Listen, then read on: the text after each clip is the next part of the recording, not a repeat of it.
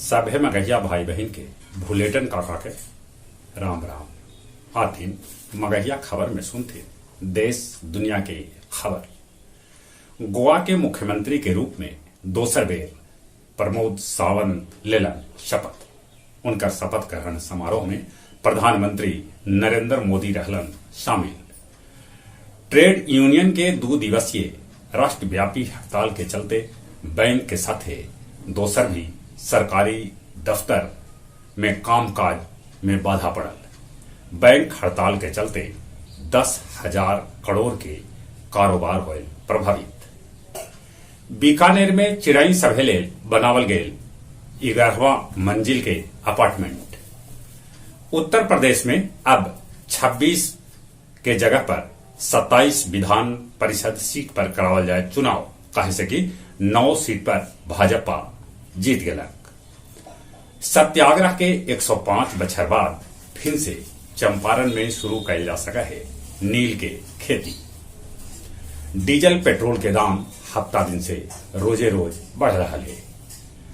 रामपुर हाट हिंसा मामला में बंगाल विधानसभा में होल धक्कम धुकी मारा पीटी 20 विधायक होलन घायल। छपरा के एगो डिलीवरी शोरूम से दिन दहाड़े 1 करोड़ से बेसी रुपया के लूट हो गलक। दिल्ली एयरपोर्ट पर बिजली के खंभा से टकराए स्पाइस जेट। रूस यूक्रेन लड़ाई के आज 34वां दिन है। तुर्की में रूस के साथ बातचीत में यूक्रेनी राष्ट्रपति जेलेंस्की तटस्थ रहे लेल तैयार हो गए। पाकिस्तानी संसद में पाकिस्तानी प्रधानमंत्री इमरान खान के खिलाफ अविश्वास प्रस्ताव पेश कर गए। चुनाव 31 मार्च के करावल जाए। चीन में कोरोना फिर से मचा रहा है तबाही। चीन के संघाई में 9 दिन ले लगावल गए लॉकडाउन।